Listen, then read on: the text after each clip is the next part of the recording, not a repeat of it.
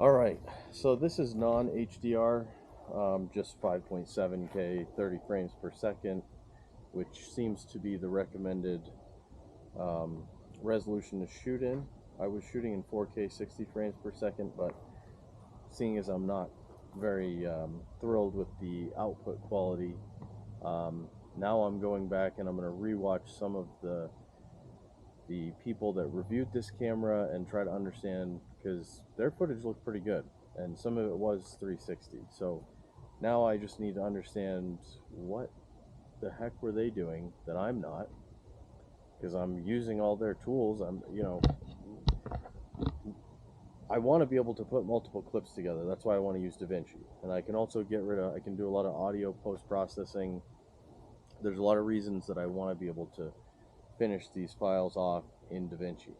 But even when I just use their studio application, I take the SD card, I download it on the computer, and then I use a wide variety. So far, like all the different settings that I can play with, I've tried a bunch of test renders. I've even set up a second PC environment just to render this, because it takes so much time that I can't have my primary workstation tied up doing this. So I have a second gaming desktop that is just rendering this footage, and I'm trying to sort out whether I can get a decent output. I need it to look the way it does to me when I'm watching it in the Studio 360 program.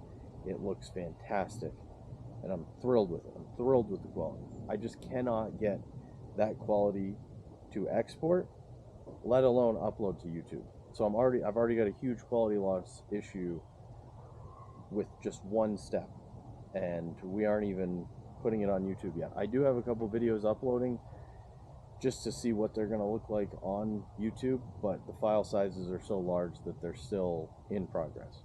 So if anybody has any experience or input, I would love some tips, because I am kind of at a loss at the moment and kind of wondering if I am going to stick with this camera or if I'm just going to give up on 360 and go with a more traditional camera.